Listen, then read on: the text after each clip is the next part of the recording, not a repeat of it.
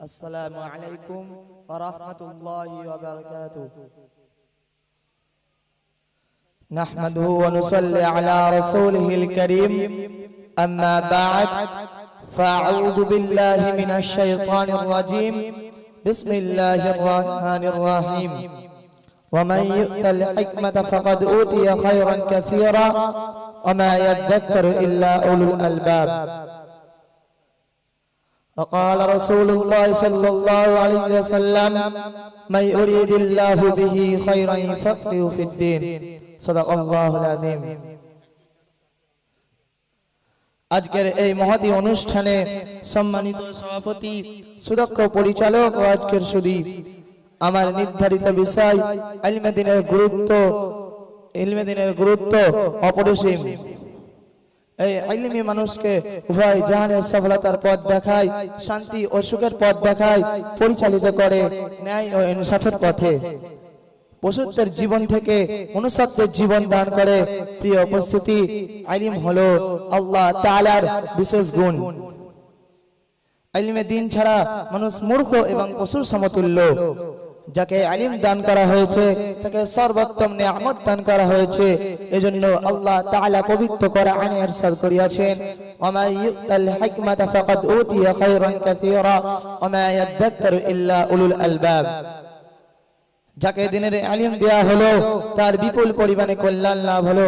প্রিয় উপস্থিতি, সঠিক ইলম কারোর মধ্যে থাকলে সে কখনো পথভ্রষ্ট হবে না, অন্যায় কাজ করবে না, অন্যায় পথে চলবে না।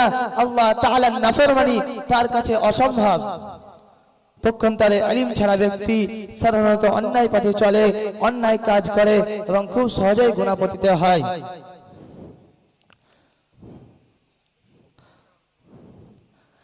ইলম হলো জ্ঞানী আর মূর্খের মাঝে পার্থক্য করার একটি মাধ্যম।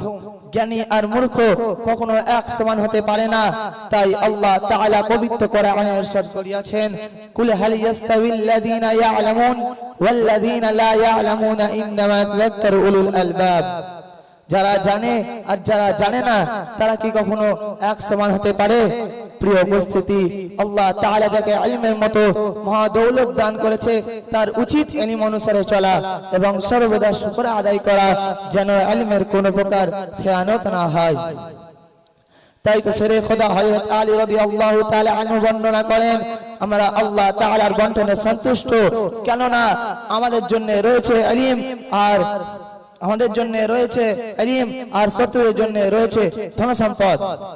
ধনসম্পদ সহজে শেষ হয়ে যাবে কিন্তু ইলম সর্বদা বাকি থাকবে। হাদিস শরীফে নর ও নারী প্রত্যেকের উপরে ইলম দ্বীন শিক্ষা করা ফরজ করা হয়েছে। আর এর হচ্ছে তালাবুল ইলমি ফরিযাতুন আলা কুল্লি মুসলিমিন। প্রত্যেক মুসলমানের উপরে ইলম দ্বীন শিক্ষা করা ফরজ। তাই আসুন ইলমে দ্বীন শিক্ষা করে সেই অনুসারে আমল করে উভয় জাহানের সফলতা লাভ করি। আল্লাহ তাআলা আমাদেরকে তৌফিক দান করুন। আমিন। ওয়া আখিরু দাওয়ানা আলহামদুলিল্লাহি রাব্বিল আলামিন। আসসালামু আলাইকুম ওয়া রাহমাতুল্লাহি ওয়া বারাকাতুহু।